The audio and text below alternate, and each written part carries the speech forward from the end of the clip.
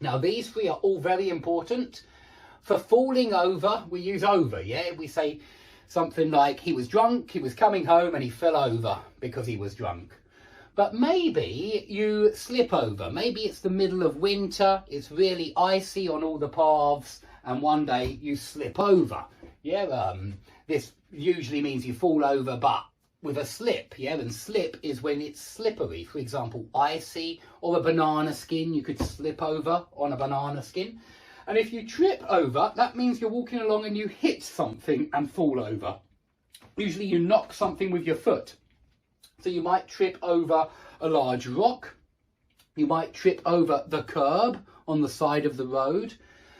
You might trip over a wire, if there is such a thing as trip wire that makes you trip over. But if there are loads of wires in this room, and I am always tripping over the wires. There's a computer in here and lots of other electronics, and I'm always tripping over the wires.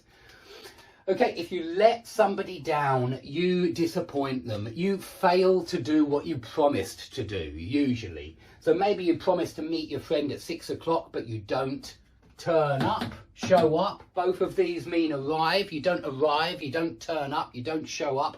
So you break your promise. So you let your friend down. You let him down. Yes, it's separable. Let him down.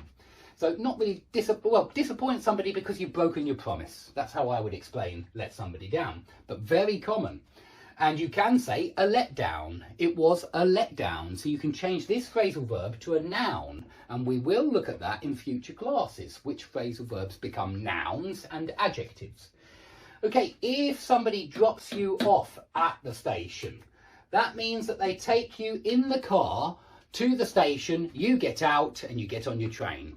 But maybe they're doing the opposite and they're picking you up at the station or from the station. And that just means that they go to the station, you get in the car because you've finished your holiday or your trip, you get in the car and you go home. That is your dad picking you up from the station, but he can also drop you off at the station. Yeah, so taxi drivers drop you off at places and pick you up from places. Obviously, it's their job.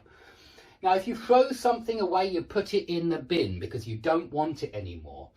Get rid of is also dispose of, and I suppose that's worth learning as well. Dispose of something. They're both dispose of, but throw something away makes it clear that it's in the bin. Get rid of something just makes it clear that it's gone away, that you've thrown it, that you've disposed of it in some kind of way. Yeah, you might get rid of it and not put it in the bin. That's what I'm saying. It's got a wider meaning, but they are similar. Please learn them together.